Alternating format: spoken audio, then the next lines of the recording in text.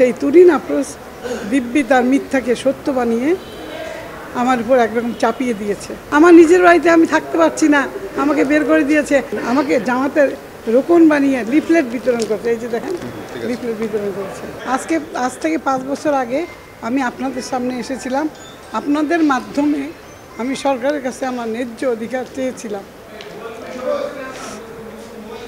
মানুষ হিসাবে আর্তনাদ করেছিলাম যেন আমি এই শেষ বয়সে সুচিকিৎসায় সুস্থভাবে নিরাপদে থাকতে পারি। কারো কাছে আমি হাত পাতিনি বা কারো কাছে আমি আশ্রয় চাইনি। আমি শুধু একজন বাংলাদেশি হিসাবে আমি আমার নাগরিক অধিকার চেয়েছিলাম। তখন আমার কিডনি 65% কাজ করছিল।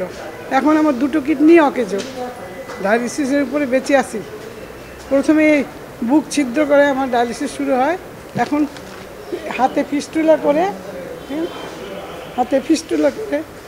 এখন ডায়ালিসিসের পদ্ধতি স্থায়ী করা হয়।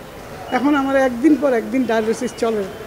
দিনাজপুরে আমার বাবার বাড়ির কিছু ভিটামাটি বিক্রি করে আমি সেই কাজ, ওই টাকা পয়সা দিয়ে আমি চালিয়েছি আমার খরচ।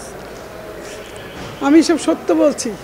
আর যে আমার এই পরিস্থিতি করাতে বাধ্য করেছে সেই তুরিন আফরোজ দিব্যি তার মিথ্যাকে সত্য বানিয়ে আমার উপর একরকম চাপিয়ে দিয়েছে।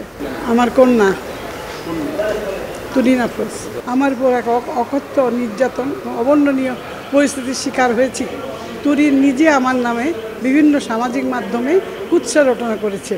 এ কাজে তাকে সাহায্য করেছে তারই ছাপোষা কিছু সামাজিক মাধ্যম ভিত্তিক গুজব কর্মী। আমি তার সাথে যোগাযোগ করে জানতে চেয়েছি সে কি চায়। সে বলেছে পুনরায় সংবাদ সম্মেলন করে বলতে হবে যে গতবার আমার মাথা খারাপ ছিল, তাই আমি উল্টাপাল্টা বলেছি অতিরিক্ত ওষুধ খাওয়ার জন্য। এরকম কুৎসিত মিথ্যা যার কোনো ভিত্তি নেই।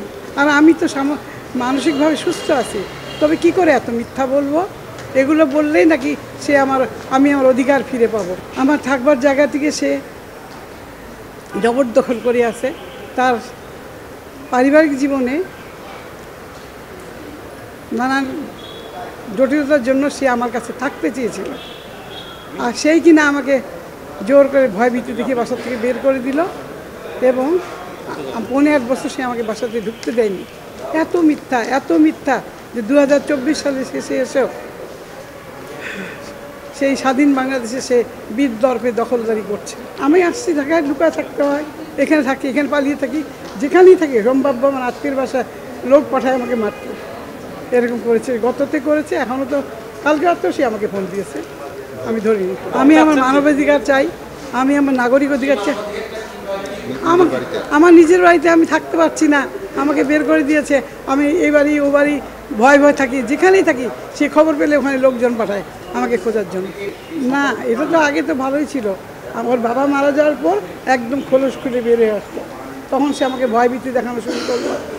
ওই পুলিশে যায়, বলে থানার লোক আসছে, আমাকে ভয় দেখা যায়, জিডি করছে, এইটা করছে। আমি তো একা থাকি, আমি ভয় এখান থেকে বাধ্য হয়েছি চলে যেতে, ভয় দেখিয়ে। এবং এই দখলদারি শুধু এখানেই নয়, আমার গ্রামের বাড়ি নীলফামারী, তো আমার মরহুম স্বামীর গ্রামের বাড়ি, সেখানেও আমাকে নিষিদ্ধ করেছে। আমি যাতে ওখানে না যেতে পারি সেই জন্য সে ওখানে এলাকার সন্ত্রাসীদের লাগিয়ে দিয়েছে। তার নামে ফাউন্ডেশন খুলে সেই সন্ত্রাসীরা আমাকে ভয় দেখায় এবং আমাকে জামাতের রোকন বানিয়ে লিফলেট বিতরণ করছে। এই যে দেখেন, লিফলেট বিতরণ করেছে।